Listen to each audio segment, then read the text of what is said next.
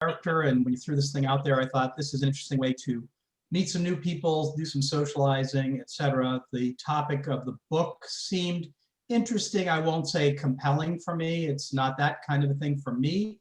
I am an avid Jeopardy watcher, though, and many times there are questions on Jeopardy that revolve around the events of this book, which I find kind of interesting because now I'm starting to understand who the characters are.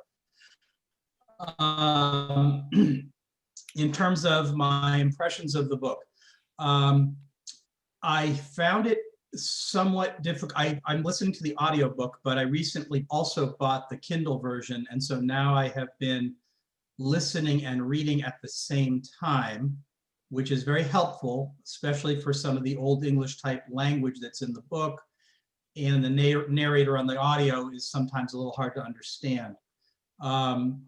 So I'm finding it very interesting as it is both a present tense and a flashback book. So every scene seems to be either in the moment of what's going on or looking back to something that led up to the thing. It's kind of strange because you have to kind of keep up with where are we in history, in the immediate history of that particular moment. Are we at the present, or are we looking backward at something happened prior to now? I am also quite impressed by Mantel's descriptive paragraphs are quite easy to read, but yet very descriptive. I'm thinking, for instance, as they're turning Wolsey out of his house, out of his castle, or what have you, the description of sort of ransacking his place and bringing all the stuff into the large room with the trestle tables and sorting it all and so forth. It's quite easy to picture what's going on. By the way, my background this week is Esher Castle, so in case anyone's interested. And I'm trying to also maintain a proper beverage choice for each week. And this week it's Bushmills Irish whiskey in honor of the failed marriage of Anne Boleyn to the Irish monarch.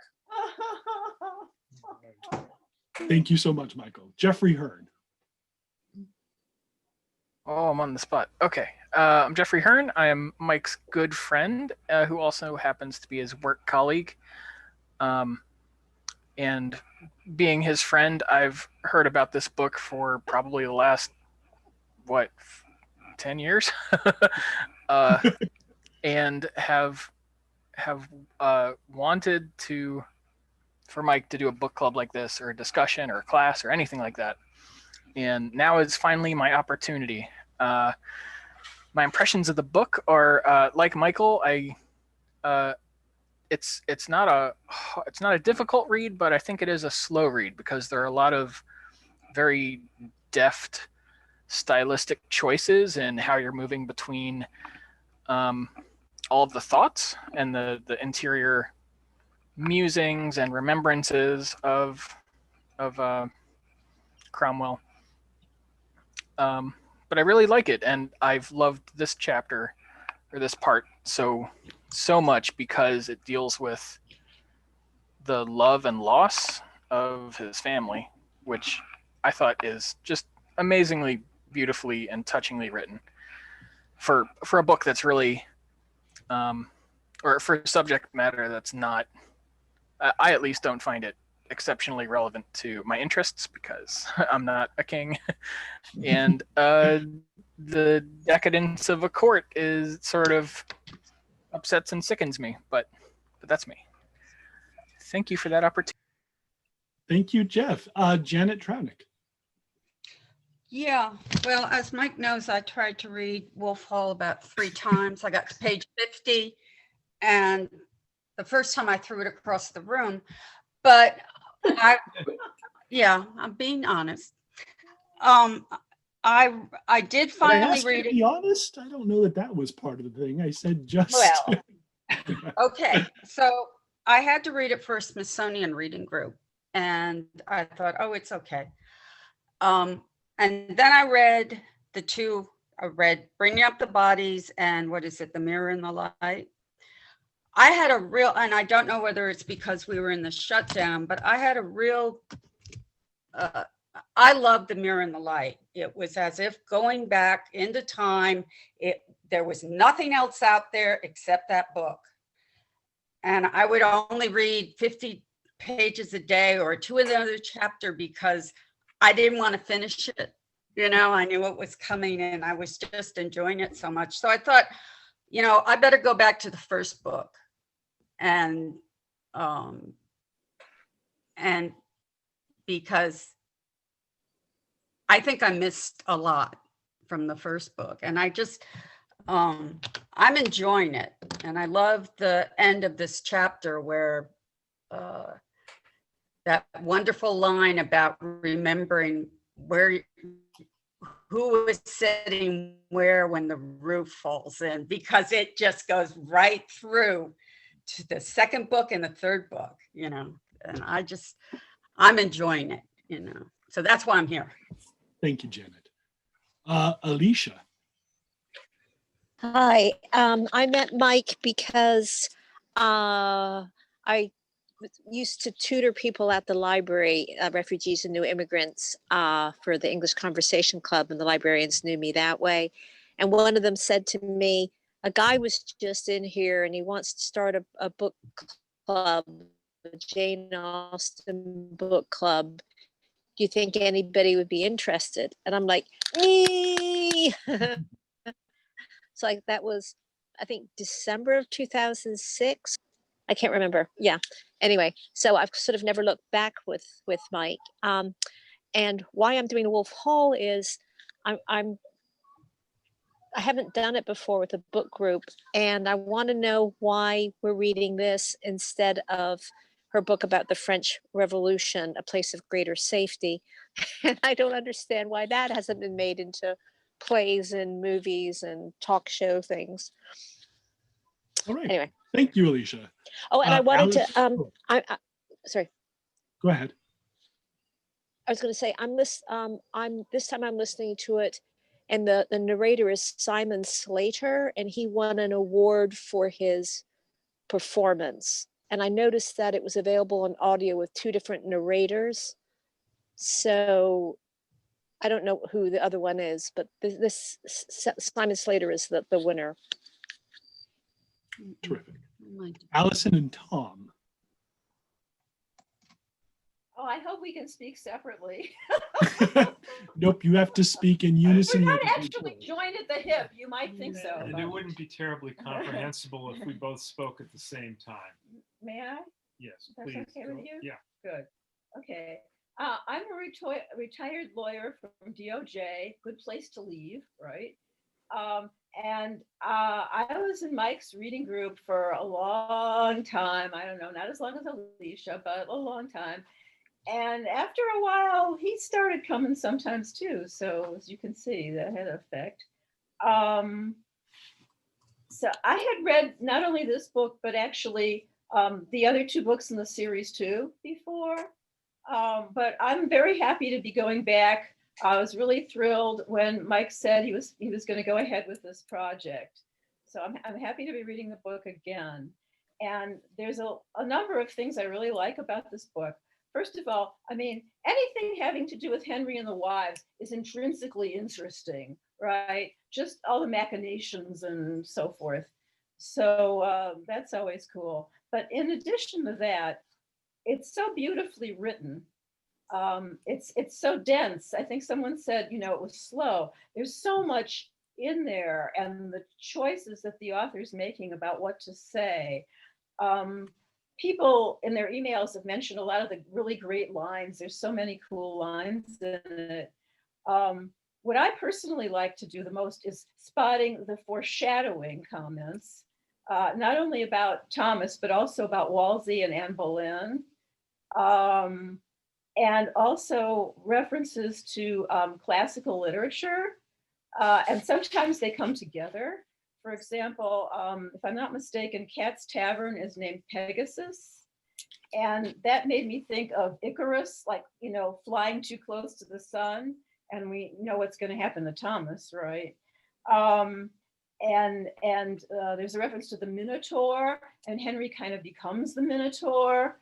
And even there's something in the earlier part that we read where he's he's when Thomas is leaving England, he has a medal and he throws the medal into the ocean. And at first that was very puzzling to me, but what I decided it meant, I mean, I'm sure there's other ideas.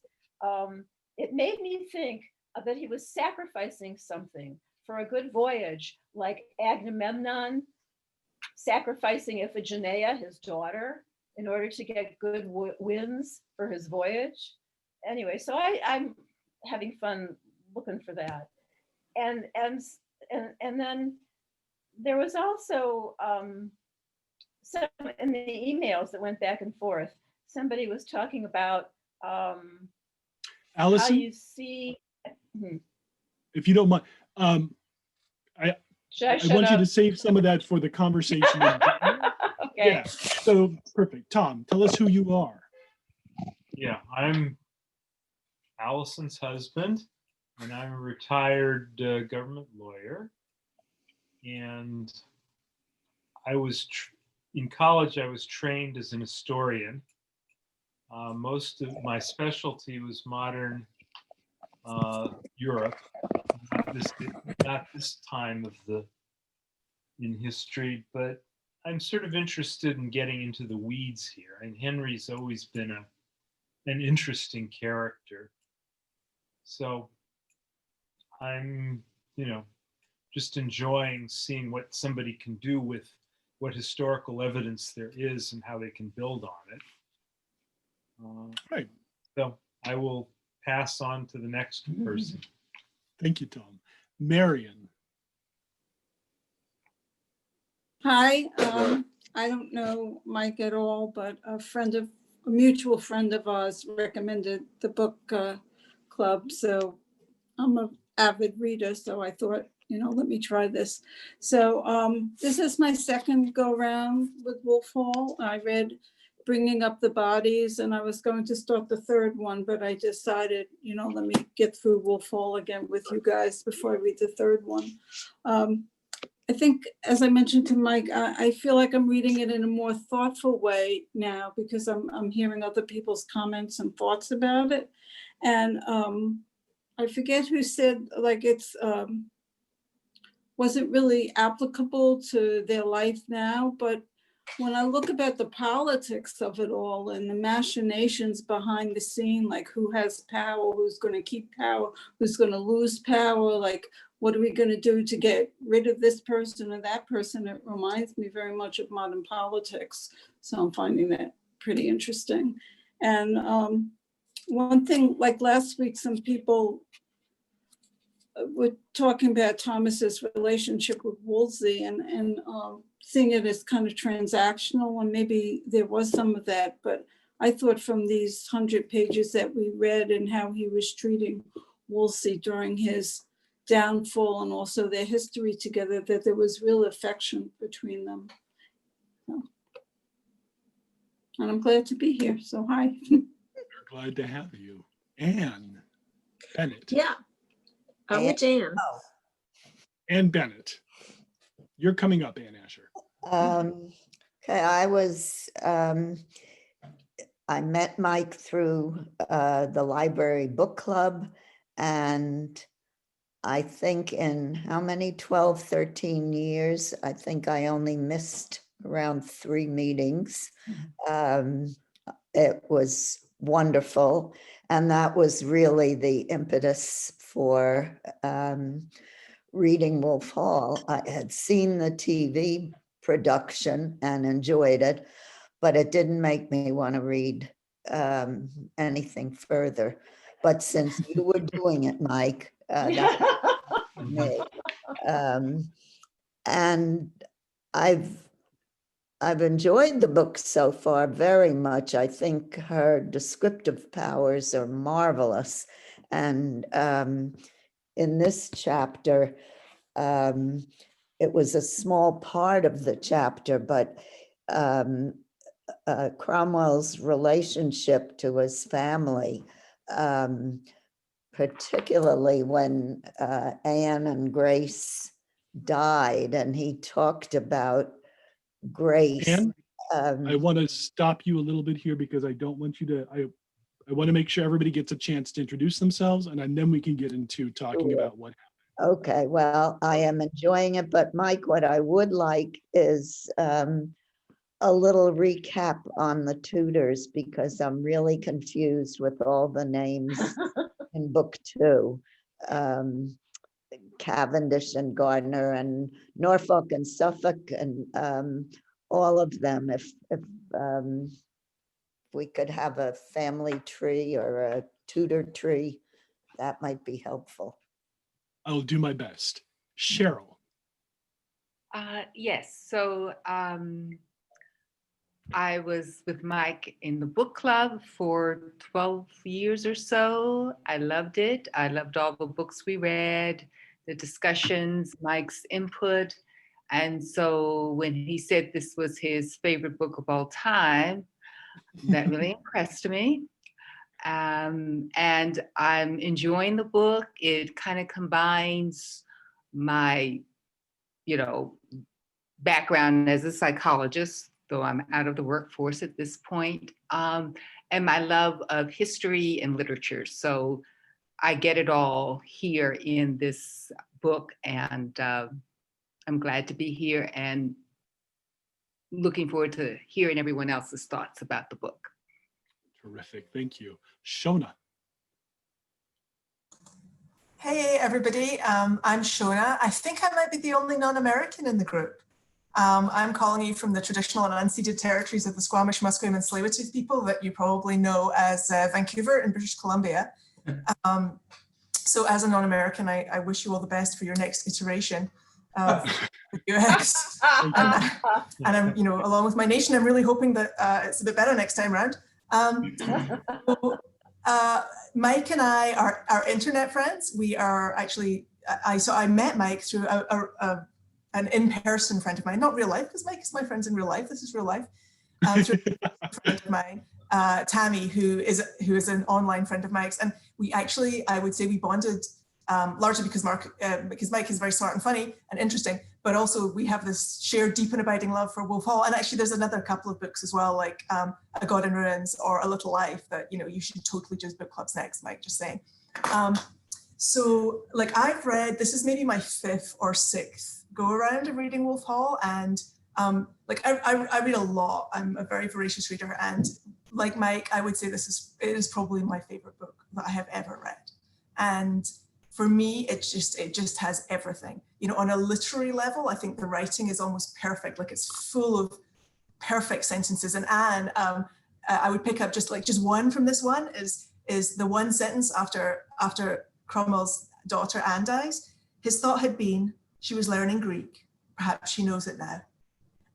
And every time I read it, I want to cry. It's just so perfect. So I love the writing. I love the vocabulary. I love the richness of what she does. But I also find it, and maybe this is a bit worrying, I find it deeply, deeply relevant to my daily life, because I really quite identify with Cromwell, probably in slightly scary ways. I have spent a lot of my life in those roles of being behind the scenes and supporting politicians. You may be able to tell from my accent that I'm originally from the UK. I'm from Scotland, but I spent 20 years living in the south of England and 10 years advising the Speaker of the House of Commons in Parliament. So it feels very real to me and very recent, actually, as a British person, because I've been in these rooms, I've been in these places, I've lived in these cities. So it maybe feels a little bit closer to me. You know what they say in the UK, 100 miles is a long way, but in North America, 100 years is a long time. This feels a long time ago to me. This is, the past isn't history, it's not even past. So I actually find it deeply relevant. So to be both on a literary perfection and subject matter, it's just, like Cheryl, you were saying, it's got everything. So I adore this book. So one of the things that you should call me on is that I see it as perfect. So, if people don't see it as perfect, I really want to hear those points of view as well. So very happy to be here with y'all. Thank you, Shona. Dominic. Hi, I'm Dom. We have a lot of crossovers in this group. I'm also an alum of the library reading group. I am an attorney. I'm still working. things like that. This is a book that I also started reading a couple of times in the past, and for some reason or other, I stumbled and didn't continue. Then Mike in the book club Mike ordered us to read The Giant O'Brien, which I loved so much that in another book club, I actually presented it as a monthly reading for this other book club and got to revisit it. So, and what I'm getting at, this book, I'm not I was trained as an historian initially, also, but not a British historian, not British history. But I like literature. I like stories that take me back and put me in another place. And I also like stories that teach me about personal development. And that's where I'm coming from in this book. I like to see how the characters develop in the book, and also how they relate to their own personal histories and how they grow in the course of the story or in the course of their lives in the book. This is also an opportunity to go through it slowly. And with this group and another group, I'm spending this COVID season learning how to read. That is, try to read slowly and taking books slowly. And this is a grand opportunity to do that. I don't know a lot what's going to happen, and that intrigues me as to how not knowing and being able to see this story develop. So that's why I'm here, actually, to learn about myself, to learn about how good stories show personal development, and just to communicate with other people who are enjoying a story and just enjoying it together. All right. Thank you, Dom. Ellie.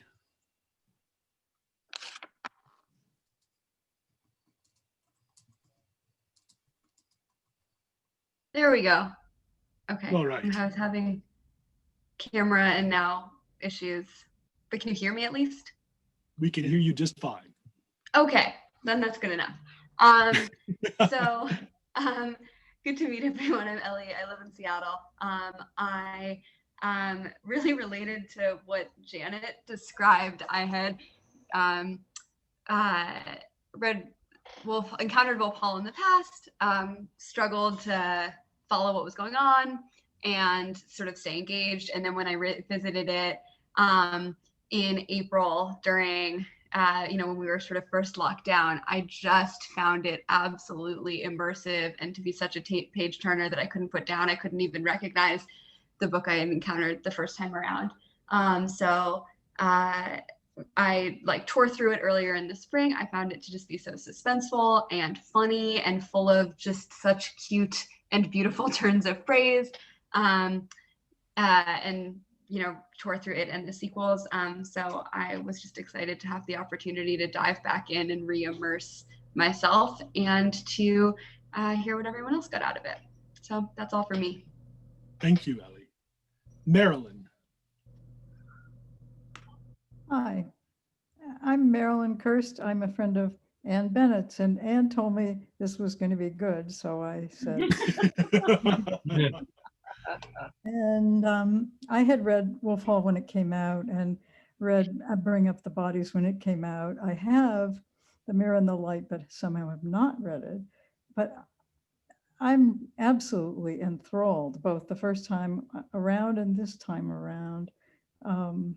The whole narrative just comes at me in this very dramatic, almost kind of whirling way, with overheard thoughts and overheard conversations and physical descriptions, as other people had mentioned. And I'm not a fan of historical fiction. I don't think of myself as being particularly interested in a kind of plodding narrative or whatever. And this is just completely unplodding. I love it. So that's me. Terrific. Thank you, Marilyn. Tally. Hi, can you hear me? Yes. Okay, great. So I'm Tally. I'm admin at NIH. And I think I've known Mike since before the library book club, when we were in a different book club at Barnes and Noble. And that's how I met Mike. And I didn't feel any great need to read Wolf Hall, but when Mike said he was going to do this, it sounded like a great way to give it a try. And I know that Mike loves it so much, so I'm going to give it a try. It's not, I don't know, so far, it's good. I don't know. It's not grabbing me like it's grabbing some of you. I really like that first section.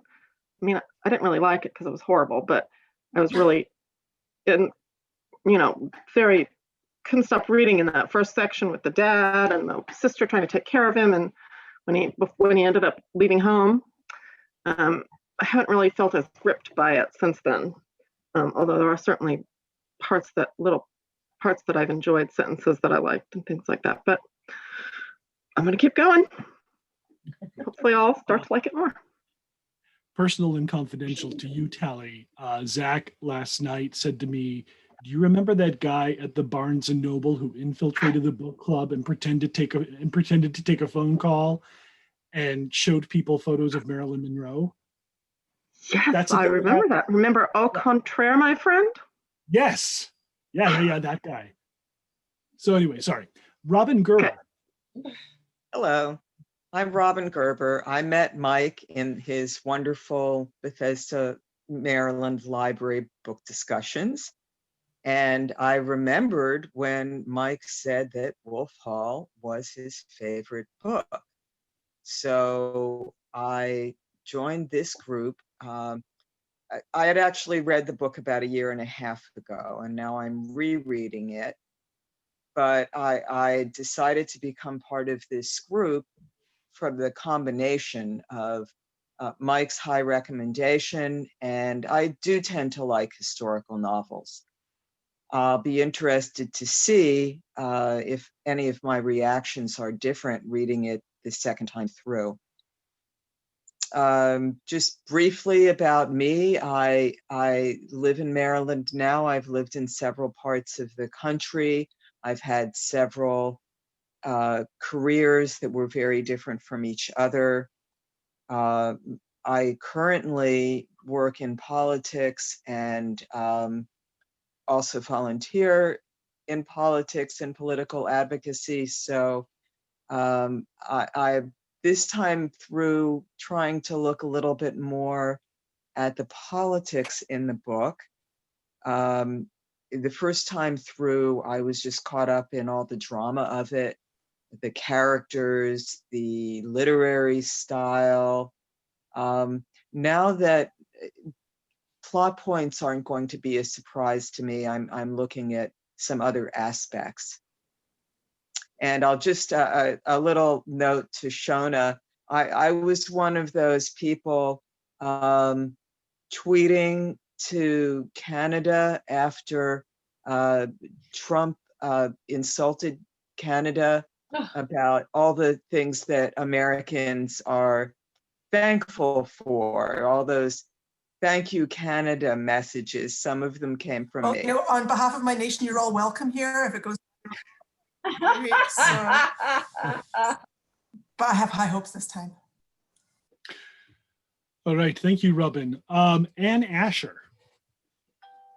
Okay, hi. I'm Ann Asher. I'm a retired systems analyst, and I've been with the book club for, I don't know. Can you hear me? Yep. Yes. Good. Okay. Anyway, I've been with the book club at the library for a long time, and the first time I tried to read this book, I couldn't get into it, but I persisted later, and I just loved it. I don't know why. I do find that Hilary Mantel has done an extremely deft job of using historical data.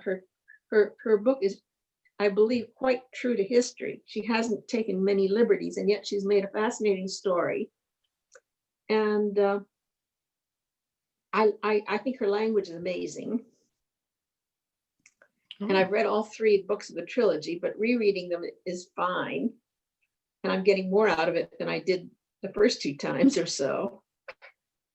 And I do think that Henry VIII sort of is, I want what I want and I'll get it sort of person. Reminds me of who? Yeah. Okay, But anyway, we'll get to and that. I'm looking forward to hearing what other people have to say about it. Terrific. And Jennifer Yee. Hi, I'm Jennifer Yee. I worked in human resources here in the District of Columbia. I grew to know both Mike and Jeff through a mutual Facebook friend. I started following Mike on social media, and before we knew it, we were having steak dinners and discussing books. I'm also a fairly voracious reader myself, and one of the things that drew me to Mike's book club was I've never been part of a book club, but B, Mike, is very enthusiastic about his love of Wolf Hall, and it's been on my to read pile for a really long time. And I thought that this would be a great opportunity to sort of read this with a group of people who are also, again, interested in the book. So far, it's been, again, my first experience with it. So the language has been beautiful. And what I've really enjoyed is sort of taking my time as opposed to just sort of bawling through the book and just trying to get to the end of it, which has also been hard because I have to stop myself from going on when I realize that, oh, this is not going to be part of the discussion and that's not going to be relevant. So it's been, again, an interesting experience that way, not the way I typically read. Thank you, Jennifer. And Phyllis. Hi. I too spent not as many years, but some years with Mike. It was a wonderful book club. And when he said this was his favorite book, I started listening to it. And the narrator was wonderful and enjoyed it enormously. It's big, it's long. So I was listening on trips across long car trips with my husband. And what I found is that it's so skillfully written that even though I had started from the beginning, he could drop in at any point. Of course, we'd seen the TV show, but so there's some context. He could drop in at any point, and it was entertaining and interesting. And we could discuss it because the language, as everyone has said, is really quite brilliant and hilarious. I find it extremely funny, and the insights into character and politics and the descriptions, because we can get into that, but so I listened to the next one, Bring Up the Bodies, and I was halfway through listening to the Mirror and the Light, but I stopped because I was finding that it was like confusing me because she does time shifting. So I figure I better stop so I'm not don't kind of have the end, get the pieces mixed up. Anyway, but reading it, as I think I said last time, is a very different experience than listening to it. It's much deeper and more insightful. So I have to update my MO, which is to listen to a lot of books. So alas, I'm going to have to stop listening so much and read more because it's just real. Oh, did I say that I listened to it at like 1.4 or 1.5? Anyway, so I'm kind of missing a little something. But anyway, I'm very much enjoying it. Thank you, Mike. I've been anticipating this for a while because you said Bethesda Live and Learn was going to do it. I kept, every time the new schedule came out, I would look at it. Oh, where is it? Is it there? So thank you for doing this. Thank you. Thank you. I'm very glad to do it. I think everyone has introduced themselves. So what I want to do quickly here, and then we're going to open it up to the big discussion. But part 2 really introduces a lot of the tensions that Cromwell is going to face. And one of the things that we can do when we're reading this book, and we know the ending, so that's not a spoiler because it's history, and we know that Cromwell is going to be executed, is how, with knowing what we know and knowing what Cromwell knows, how do you do what Henry wants without getting on the wrong side of Henry? And is it possible to do what Henry wants without getting on the wrong side of Henry? And then a couple of quick historical notes. It's mentioned in the book, Henry, being a second son, was being trained for, if not the priesthood, it is mentioned that he would have been Wolsey if things had gone differently. The other thing that I am finding fascinating in reading it this time through is Wolsey and Cromwell are, and I'm putting this in air quotes, working boys. And they come from a working class. And so they have had to navigate and pick their way through what Henry is just born into. So Henry is given the kingship because his brother died, and Wolsey and Cromwell have had to earn their positions. And so it's interesting. I think their interactions are interesting because they understand the machinations behind power, and they understand the idea of compromise and settling better than Henry does, who's not taken that chance. And Wolsey even says at one point, and this is a mistake Wolsey made, just let Henry be a young man at first. He's been through so much. Let's let him be young. And I wonder if instead they had said, let's discipline Henry, if things might have gone differently. The other big thing that's happening is we are entering into a really contentious religious era. So, and one of the things to be careful about when reading the book is Cromwell does not like More and does not, Thomas More, and does not agree with Thomas More's position. Thomas More is very Catholic and believes in the Catholic Church and believes in the Pope. Cromwell and Anne Boleyn, by the way, and the Boleyn family are Protestant reformers. And so one of the things that can happen, because we so identify with Cromwell, because he's the only one who we see the world through, we're getting his point of view about what Thomas More is. And that may not be exactly who Thomas More is. I don't think any of us is exactly how someone else might describe us. And that's one of the lessons I think Mantell wants to get across. The other big thing that's happening is there is a lot of conflict between England, France, and the Holy Roman Empire, which is neither holy nor Roman, nor really technically an empire. It was mostly German. It's where we get the Habsburgs. If you take a moment now or at some point tonight and Google Carlos II of Spain, you will see what happens to the Habsburgs, and it's not great. So, but we also, Mantell, I think, does an excellent job of giving us the interior life of Cromwell. His relationship with Liz, I think, is gorgeously rendered. How he understands all of his children, and even the way he doesn't quite understand Gregory, it feels very real and authentic. And also we get some hints about the way Cromwell is going to conduct himself in business. He understands that sometimes you don't share everything you know, and sometimes like sort of the currency of information and how important that can be. And one of the things that if anybody ever got a hold of my original copy of Wolf Hall, they would commit me because there's just tons of scribbling. I made notes. There are motifs almost as you would find in classical music or in opera.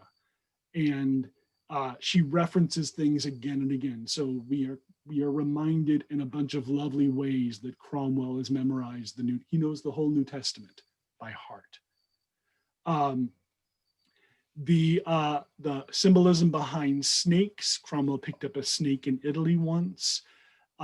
Later on in discussing marriage prospects with Thomas More says, it's like sticking your hand into a bag with 6 eels and 1 snake.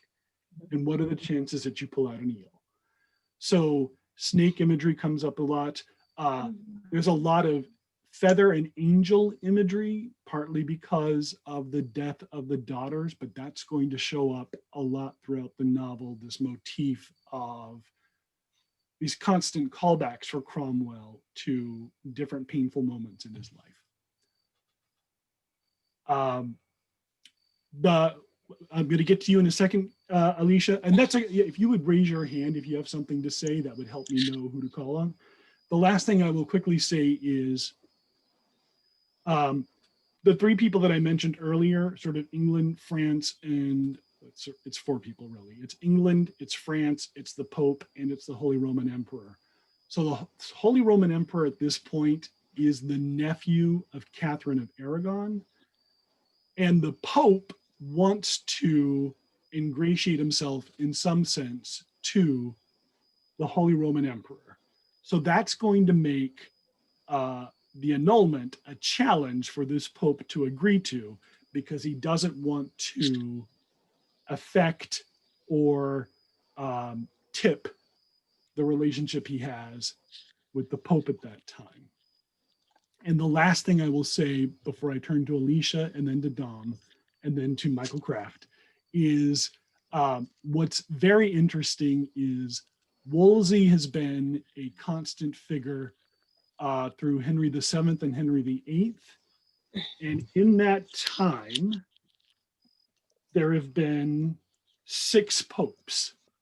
So being Pope is not necessarily a steady job opportunity for people. And Wolsey has been through it all. Okay, so I've said enough. Alicia, you'd raised your hand first. Go ahead. I listened to you guys on the link because I was over on the Eastern Shore of Virginia, so I wasn't able to join you last week.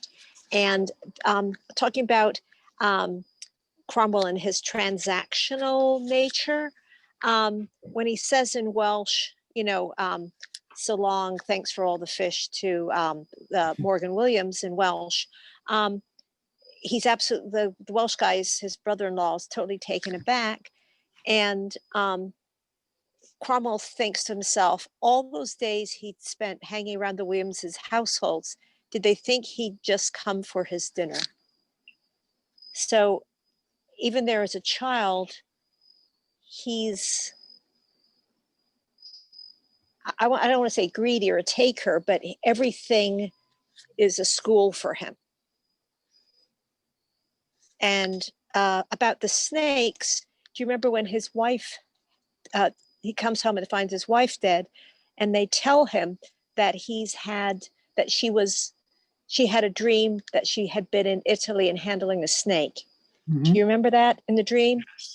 And that shows the great link between Liz and Cromwell, Thomas Cromwell, that his decision to marry is not casual. It's part of the whole school educational, that's my elective, that's a good major for me. Whoever is experiencing a siren emergency, if you could mute yourself for a second, that's just my ride showing up, by the way. Go ahead, Alicia, unless you were the one with the siren. Okay, it's gone. No. So I think his decision to marry Liz, he talks to the father, and there's also reference earlier that he could have married somebody else, but that he wouldn't have been marrying Liz, and he wouldn't have the children he has now. So it's sort of like, I was accepted at the University of X and the University of Y. I went to the University of X. it's very calm and low key, but at the same time, the relationship with Liz is so real that I think that's why Thomas Cromwell is so unattracted to Anne Boleyn. He sees her not as fun in bed. She might be good in bed, but she's not going to be fun in bed, not fun in your life. And I think that's a big difference. He seems to understand women and like women. He likes his sister. I don't know. There's that great moment the day after the wedding between Liz and Thomas Cromwell, where Liz says, "This'll do, won't it?" Like she's very satisfied with what's happened. Dom, you had your hand up next. Yeah, I had a question or two. Mike, maybe you can clarify. Somebody else. One is you referred to what's going on, so religio politically, so to speak, as Britain being part of the how do you describe it? The Reformation. Yes. Okay, my question is, at this point, however, there isn't any, as far, I mean, technically speaking, though, in England, you still have the Catholic Church. I mean, Wolsey is a cardinal. There's still all these cardinals. So is this religious movement, are people who are sympathetic to Protestantism or reforming the church, are they like essentially a political group, like as opposed to two overt groups? I'm here or I'm there, because he is. So I guess that's my first question. And also with regard to their Wolsey and Thomas's background, it also strikes me as being something somewhat anomalous to everybody else in the book, because it's always being brought up to their face. It's something in their closet that if you have no real argument to make, you can bring that up. I mean, it even happens to, I think one of the earls, it may be one of the father of I forget who it was now. Anne Boleyn's father. There's a point. There's a traitor back, a traitor as in TRADER, in your background. So it's sort of like they're sort of, aren't they fish out of water, generally speaking, as opposed to all these other characters who are true blue bloods to a certain extent. It makes their characters more like different than anybody else in the book. But the Protestantism versus Catholicism, I'm wondering if there's something akin to like the early church, where you had these Christians, but there was no Catholic church or Christian church until a few centuries in. Is that what's going on here? They're sort of like undercover. They're undercover, so to speak. Yes. So up until Martin Luther causes just a giant stink when he suggests that the Catholic Church is withholding scripture from people.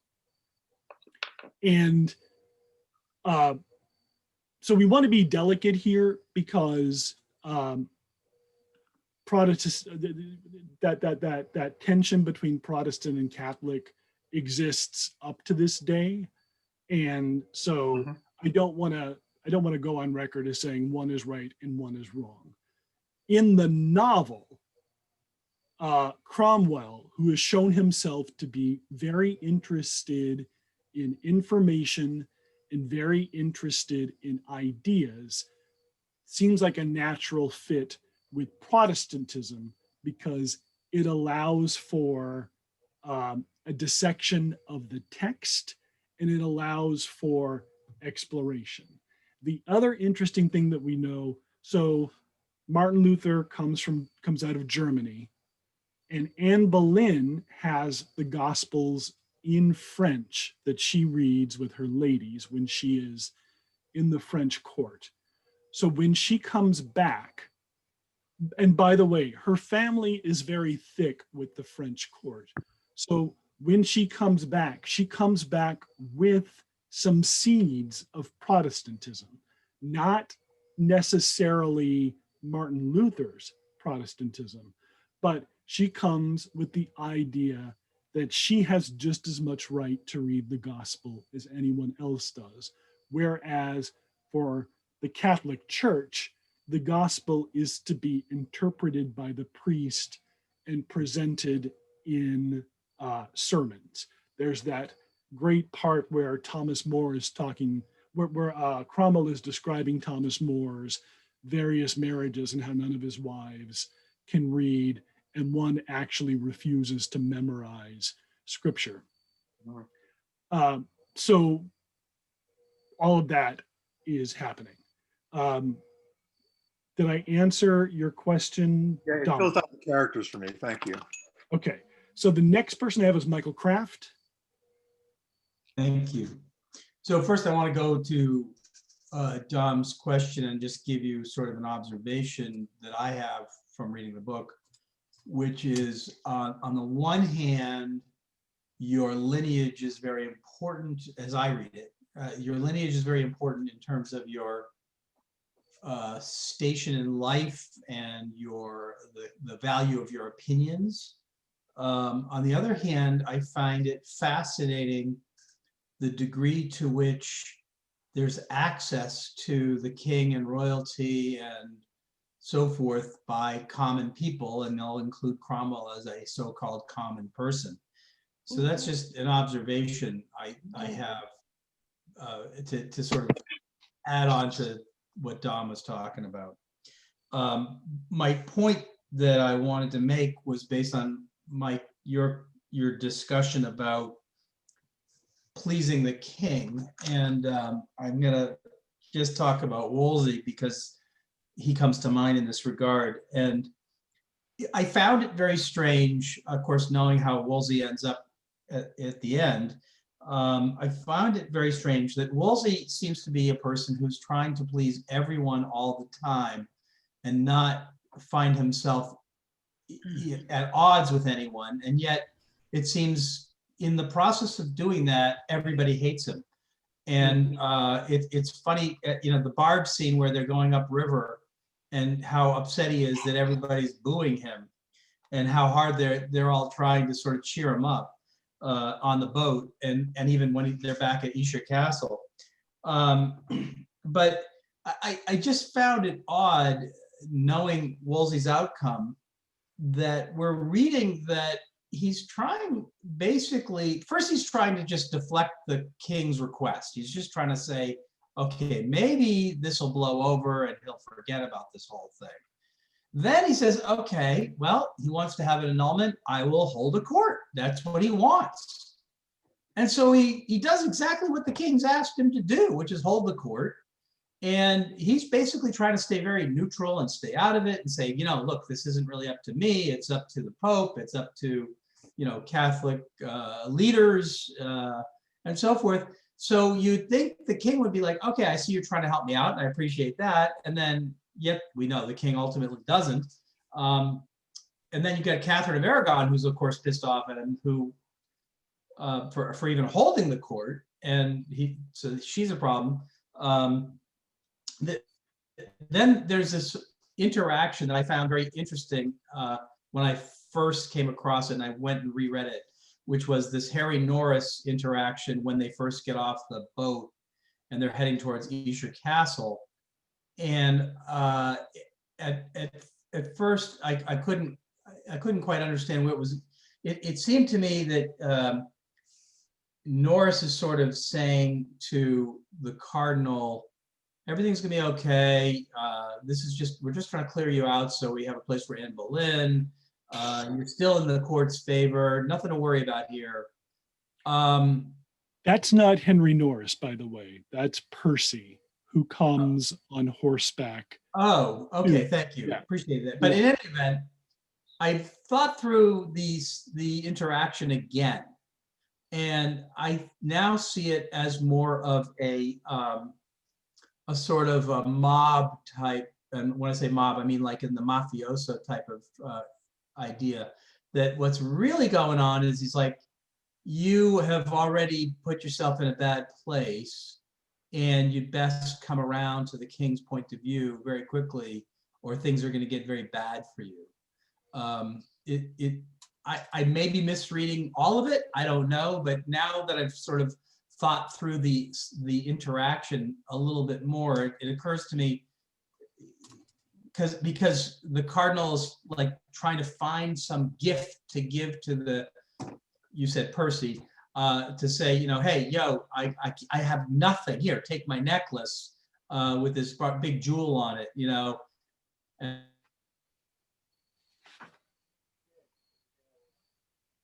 Michael so Kraft. I'm kind of thinking like he's trying to re-ingratiate himself. Yep. What's that? Oh, you had frozen for a bit, but you seem Oh. fine. Okay. Did my voice also freeze or just the image? Everything froze. It was very cold. Sorry. It was like a ghost. I don't know where I left off, but hopefully you got the point. Yeah, I think. I'm going to. I think the next person who, after you, Michael Kraft, was Phyllis. Okay. I find it fascinating.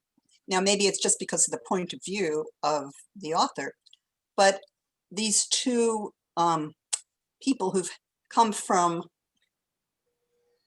working class at best are manipulating essentially the king and the procession of they're running the show in a very big way, as opposed to the inherited aristocracy and England being extremely still to this day class conscious. They're the ones who are pulling strings and making things happen in the way that Norfolk and Suffolk and Eastwick and Westport are, you know, just sort of posturing, not very bright in some cases, depending on all their, you know, their soldiers. And whereas Wolsey and Cromwell have pulled themselves up by their wits. I think they're both at almost all times the smartest guys in the room, although Anne Boleyn might give them a run. And also Henry is not, I mean, he's quite smart and very well educated. He's a bit of a, you know, he got spoiled because he's the king and everyone has to accede to him, but he's very knowledgeable about a lot of things, and he kind of is a deep thinker in his own way. So he's not like current, but anyway, so I just think it's fascinating that these two guys seem to be have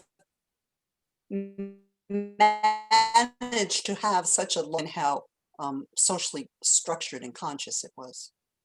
There's an interesting moment in the book where Cromwell says something along the lines of the leader of England has been brought low. And he's not talking about Henry, he's talking about Wolsey. And that's very interesting and something to keep in mind. Hold on, so who is next? After that, Cheryl, you had a point you wanted to make. I was curious, you mentioning Wolsey and Cromwell as, you know, people that would not have expected to be at that place in the society. In the sense that, yes, he was the son of a king, but he was the second son. He was trained to be in the church, so which is probably one of the reasons he is, quote, a deep thinker. But I also wondered whether, I know in, I looked at some, I think it was about Queen Margaret, different from her sister, who wasn't going to be the queen, the younger sister. So the fact that she was going to be the queen, she was educated in a very different way. And I'm wondering whether at this point in English history, that might still have been true, that Arthur got a very different kind of education. He was prepared to be the king, whereas Henry, that was never the expectation. So his training would have been different. And so in a sense, he's also out of place in terms of course, not to the same degree that Wolsey and Cromwell, but, you know, he was to the manor born, but not to necessarily be the reigning king. And I wondered what impact that might have had on him. So the Tudor dynasty is a new dynasty that starts with Henry VII, who is our Henry's father. And Henry VII claims the throne not through bloodline, but through accomplishment on the battlefield by killing the previous king. So he then takes the throne, and it's the start of the Tudor, we can call it a dynasty, the Tudor era, which starts with Henry VII and ends with Elizabeth I. So at that beginning, Henry VII and Henry VIII are not necessarily secure on their throne. Henry VII is very worried that other claimants are going to show up. For those of you who are Shakespeare fans, the princes in the tower that Richard III is alleged to have killed. If either one of them were to show up, that would cause a ruckus. A gentleman named Perkin Warbeck does show up and is claimed to be one of the princes in the tower and causes a lot of problems for Henry VII until he has him executed. Henry VIII's issue is less about other claimants and more about the fact that he does not seem to be able to produce a viable heir. So the beginnings of the Tudor dynasty or era are very, very shaky, and people are very worried. And to your question, yes, Arthur was educated to be king. He would have had tutors in international diplomacy. He would have understood which families were important and which families weren't, which countries could be allies and which countries needed to be courted, all of that. Meanwhile, Henry is being trained for the priesthood. And the one thing that I hope you all keep in mind, and I would hope you not be cynical about this, is Henry's religion, I think, is sincere. He is a sincere religious believer. I don't think he is trying to manipulate religion to gain whatever end he wants. I think he truly does think, I might be doing things wrong and I am being punished by God. So does that answer your questions, Cheryl? Mm-hmm. Tom, you had raised your hand, so I'm going to call on you. Just a couple of quick things and then I'll pass it on to Allison. Well, I'm going to pass it to Jeffrey next, and then I'll come back to Allison. One is that one of the few things I remember from the early modern history course I took that's relevant is sort of overarching this period. Henry, Francis I in England, and Charles, the Holy Roman Emperor, all served more than 30 years each, and it was all at the same time. So all of the stuff you're seeing will be going, sort of internationally, will be going on and on for a protracted period.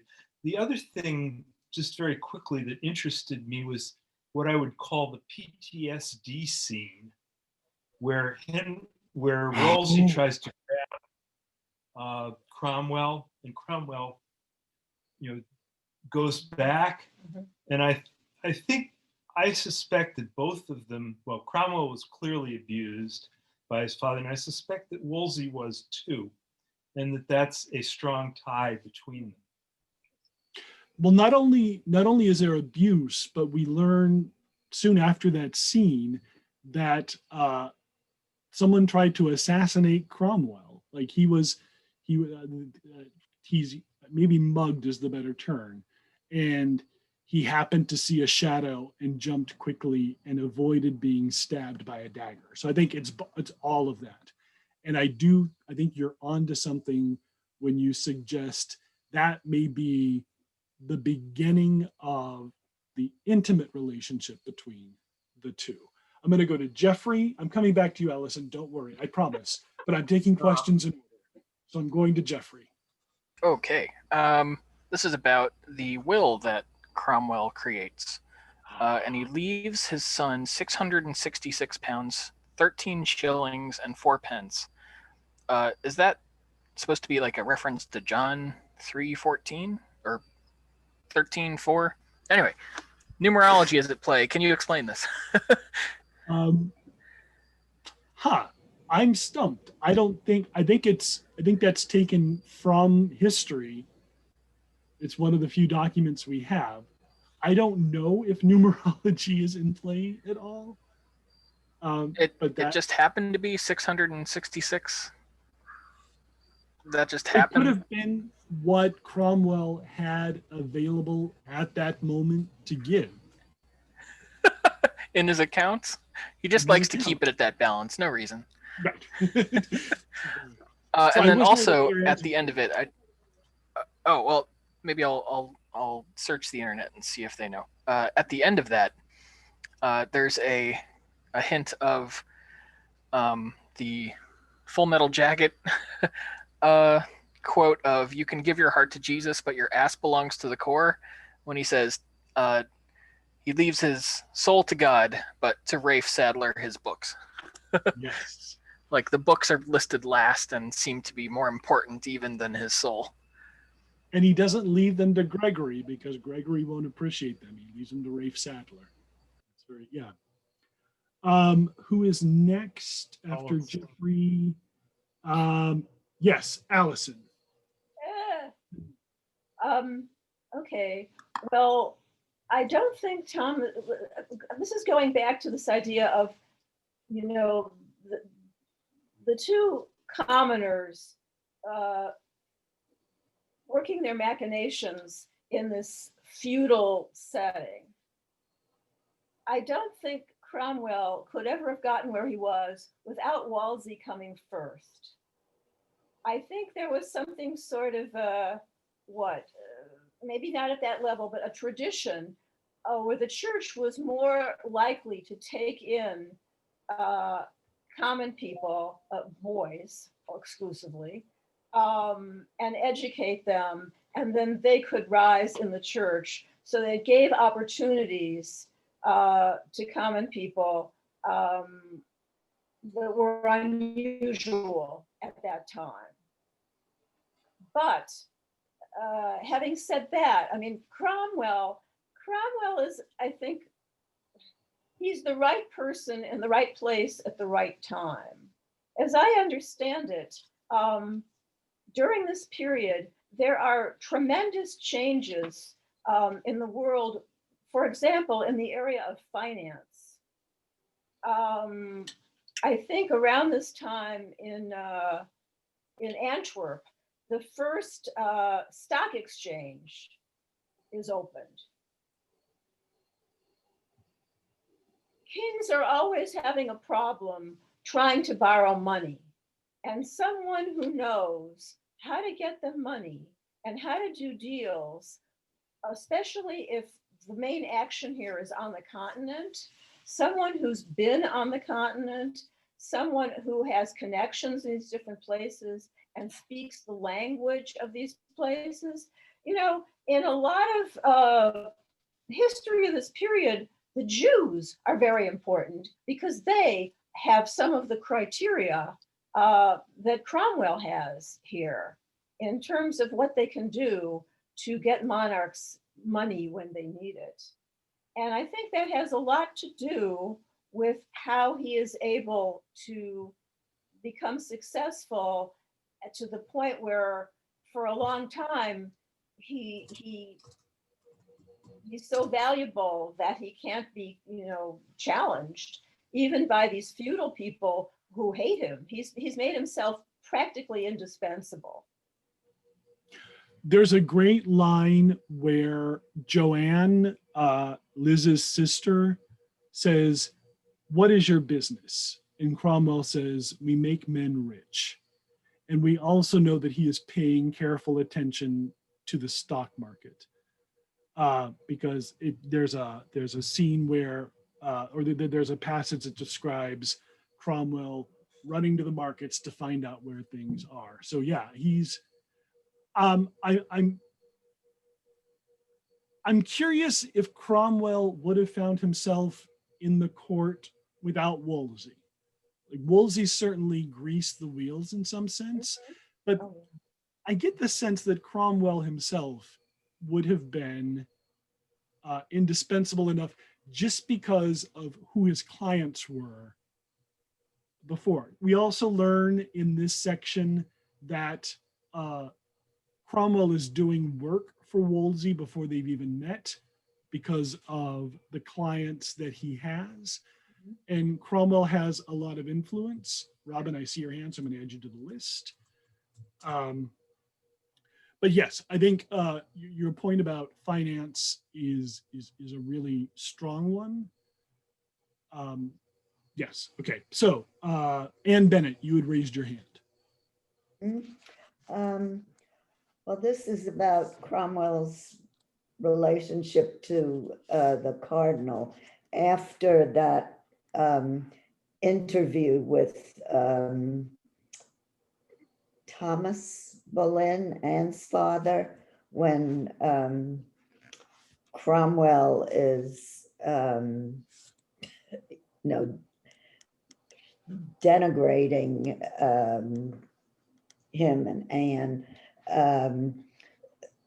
Cromwell says he's given the cardinal a shock, which is not his job. His job, as he has defined it at this time, is to feed the cardinal information and soothe his temper and understand him and embellish his jokes. And then he blames himself that for not being able to warn the cardinal that he shouldn't say what he was saying to Boleyn. And when he said, "We shall have to develop a hand signal for Prince is fucking this man's daughter." Yes. And then he That's speculates that the Italians already have such a hand signal.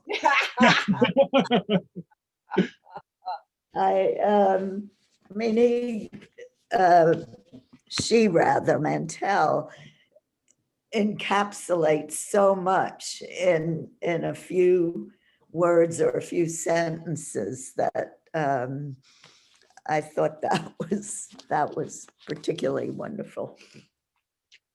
Dom, you had raised your hand.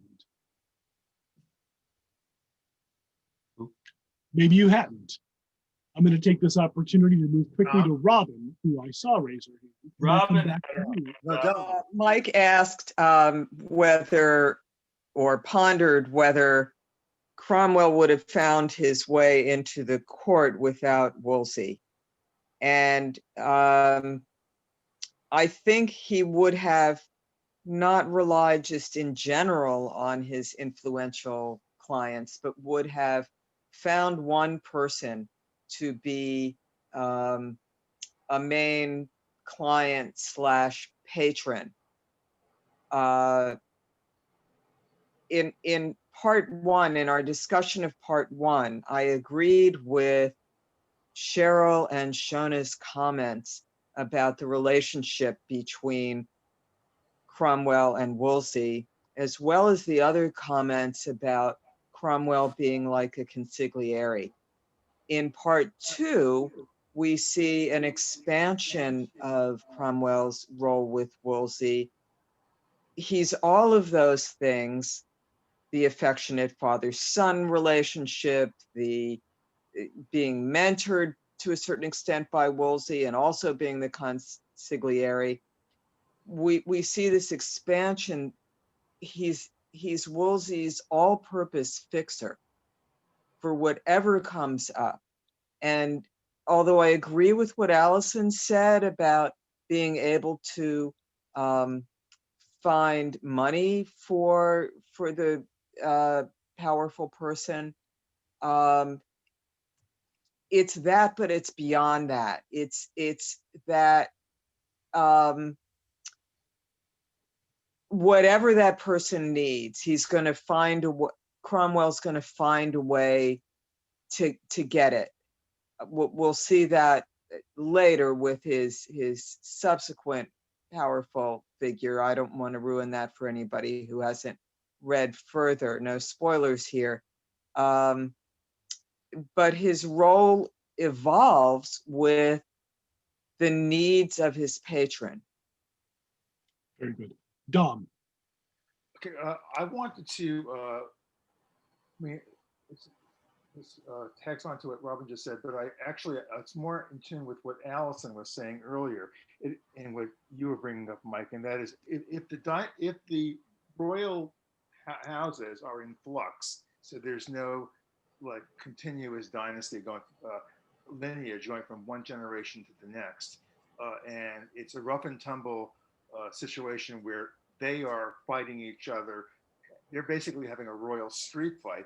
And then you have the emergence of the growing emergence of these common people who are bringing their backgrounds in commerce to political play. It's like it's a story of social upheaval.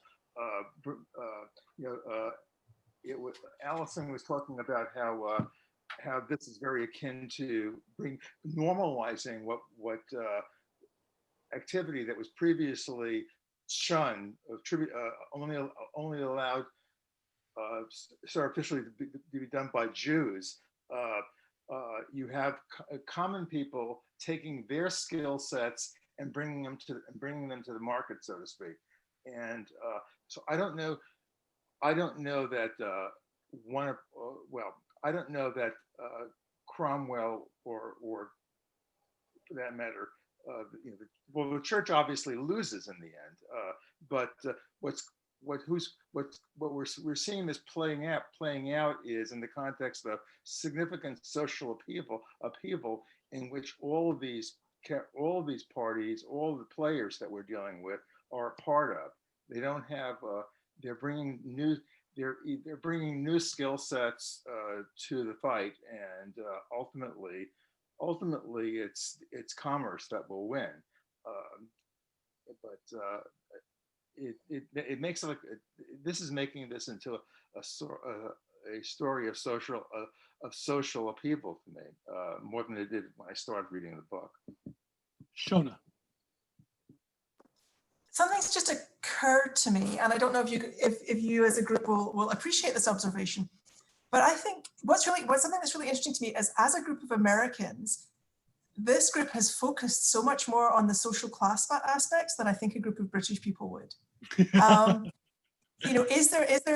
there class elements in this book? Yes. Are there class elements in the UK? Yes. Research shows that the present day UK has greater social mobility than the United States does. Although the United States, I think, is part of the of US exceptionalism and believing in huge amounts of social mobility. But it's really interesting because I don't see that as nearly as great a theme in this book as I think everybody else does, which fascinates me. I don't know what that means. I mean, quite clearly, both Wolsey and Cromwell are exceptionally talented human beings who, have risen largely on the strength of their own abilities rather than by birth. That's kind of where it ends to me.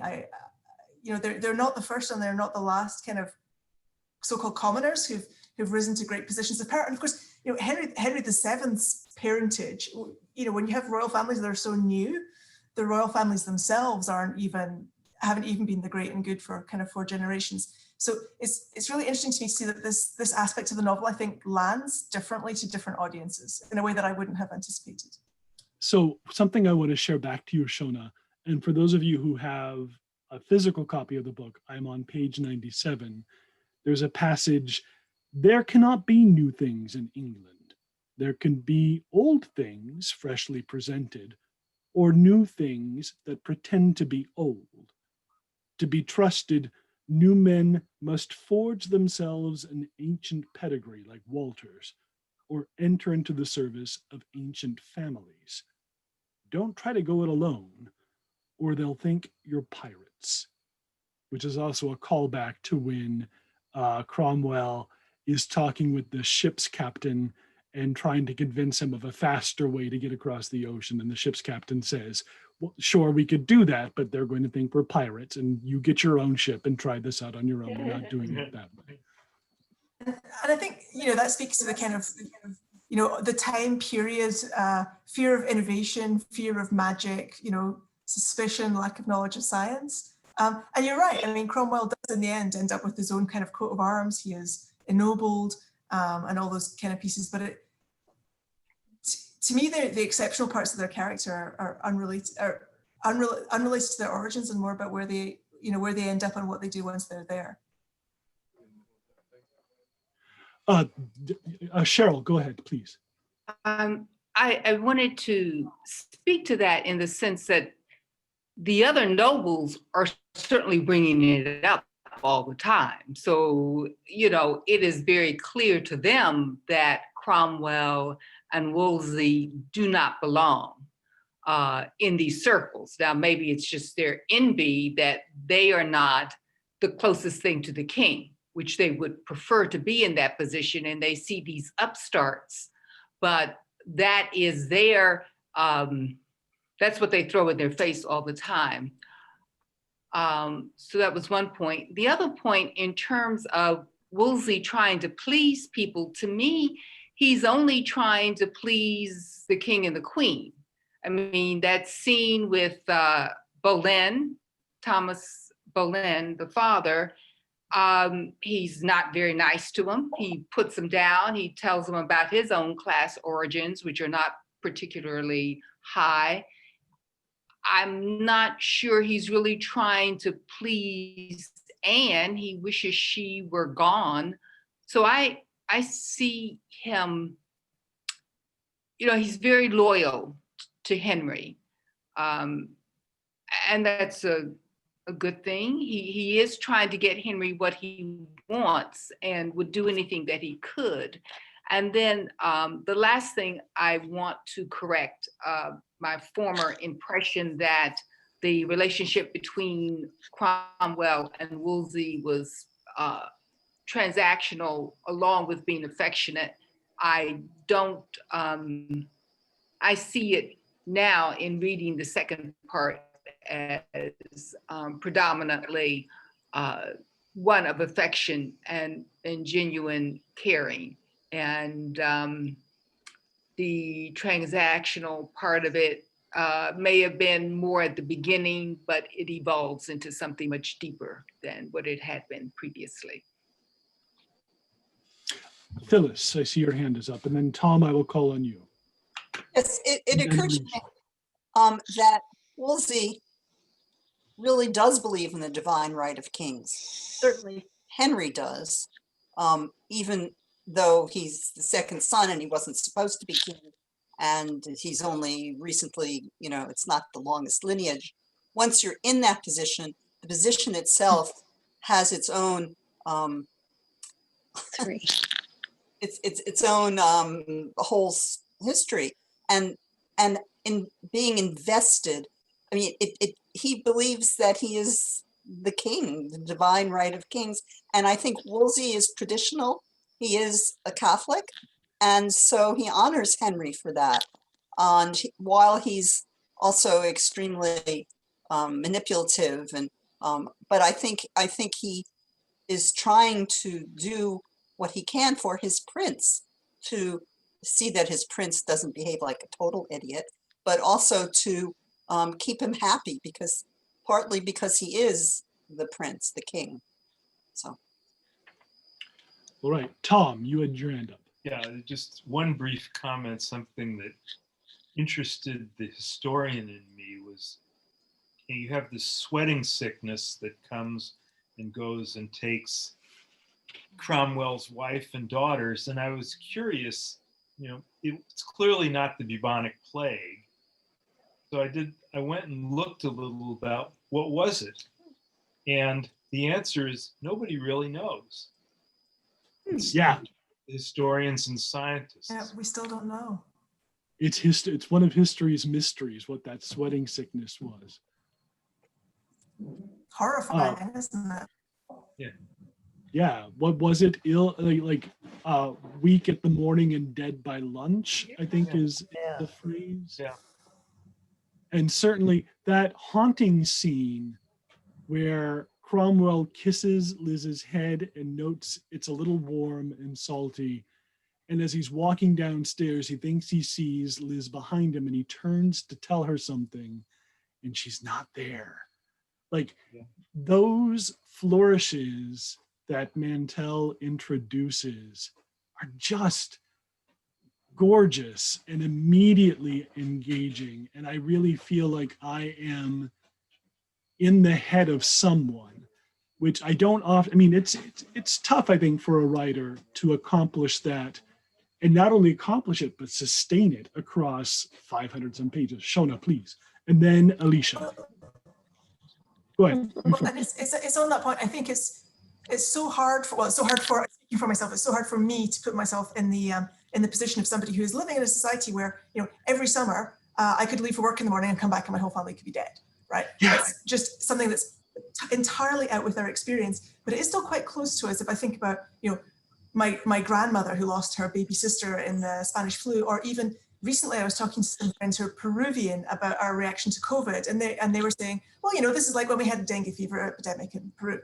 And I was, your life is not like my life has been. And so for me to put us in that place that's is I think she's brilliant at it, but it's those little touches. It's the turning around and seeing Liz.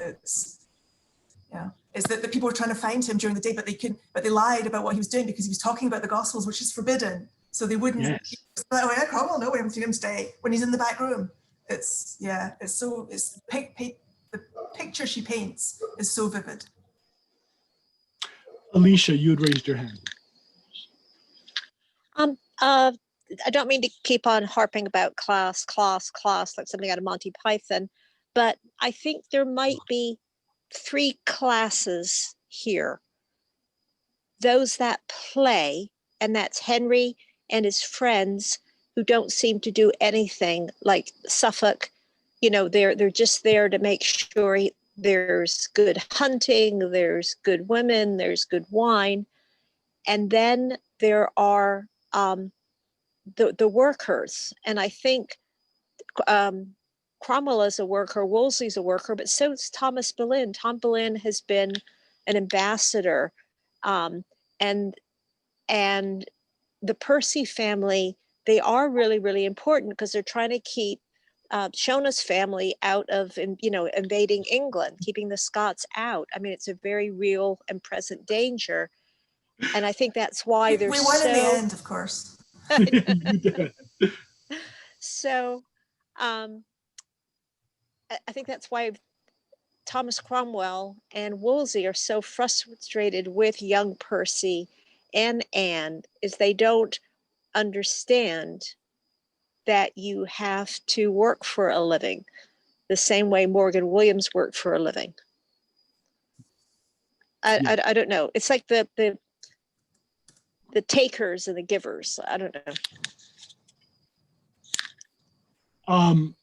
So I'm gonna go ahead and sort of talk us out a little bit because it's 7:30, and also Zach came home and he's gonna make me veggie burger. So I'm being selfish, and I'd like to eat those veggie burgers. One of the things that I wanted to suggest as a thing to think about, and I would love it if you wrote me back with your thoughts, and I will share what you share with me if you let me with others. But one of the things I'm curious about with Henry is was Henry expecting someone, like, is Henry expecting someone to tell him no? And is Wolsey's mistake in trying to give Henry a yes when Henry might have been satisfied with, nope, it turns out we've checked the Bible, we've checked everything, your marriage is legitimate. And then Henry could have just sort of been fine with that. Like, well, they tried and I'm going to stick with this. But because instead, Wolsey, who represents religion in England, at least as far as this novel is concerned, says, maybe we can fix this. Maybe we can get you out of this marriage with Catherine. The other thing I would love to hear from people at some point is your ranking of the wives. So my favorite wife of all is Anne of Cleves, because she gets to be eternal sister and does not have to have sex with Henry. My second favorite is Catherine of Aragon. My third is Jane Seymour. Fourth would be Catherine Parr. Oh wait, where would I put Anne Boleyn? I put Anne Boleyn pretty high. Maybe Anne Boleyn is 3. Catherine Howard, I put at the bottom. I mean, Lord love a slut, but she's too much.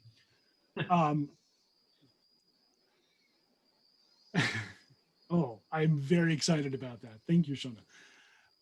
So for next, two things. One, Robin mentioned early, and I'm not sure if other people are on the line yet.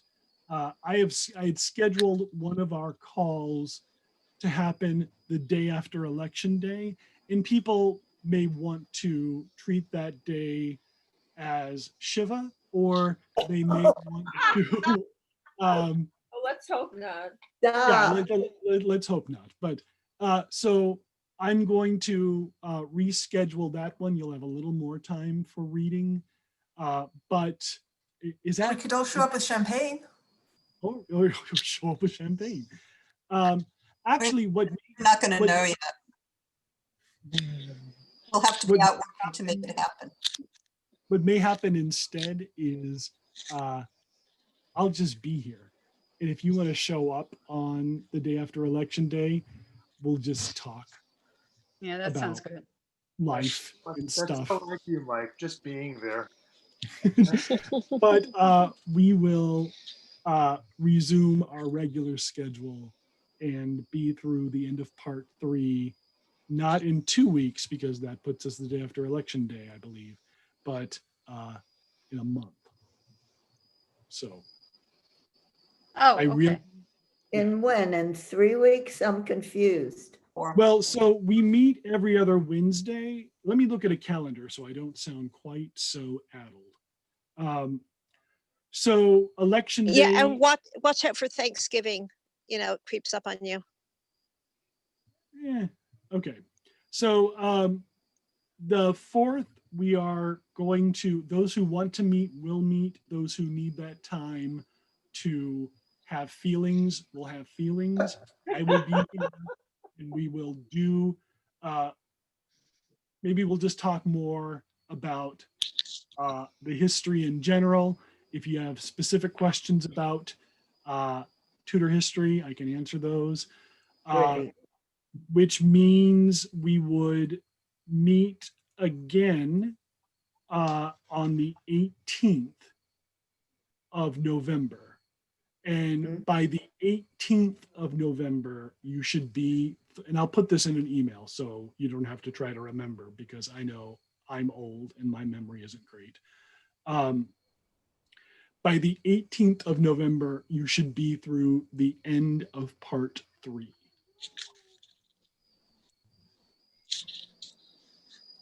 Does that sound fair to everyone? Yes. Yes. All right. Wonderful.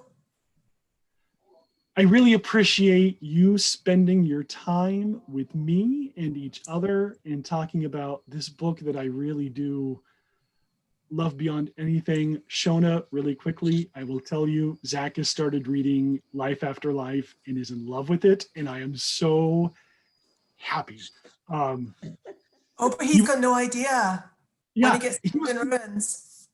he was gonna start with A God in Ruins, and I said, no, you can't do that. You got to start with A Little Life so that A God in Ruins lands correctly. So By lands, he means destroys you utterly limb from limb. just a quick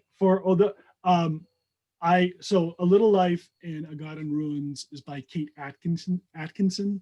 Oh, I've and- read. Yes, yes. Yeah. Yes. Yeah. So I read A Little Life, loved it. No, I Life read- After Life. A Little Life is Hannah Yanagara. yeah, that's a terrible, Life After Life.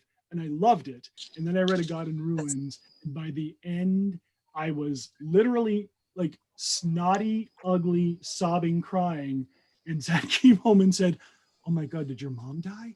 And no, I said, it's this book I'm reading. So, Right. And you're doing this to a man who is making you veggie burgers as we speak? also to a man who has not yet learned how to load a washing machine so that it does not go off balance. So I think there is a give and take here, and no one's the bad guy except Zach. All right. I love you all. I will talk to you in 2 weeks. Thanks, everybody. Mike. Bye. Bye.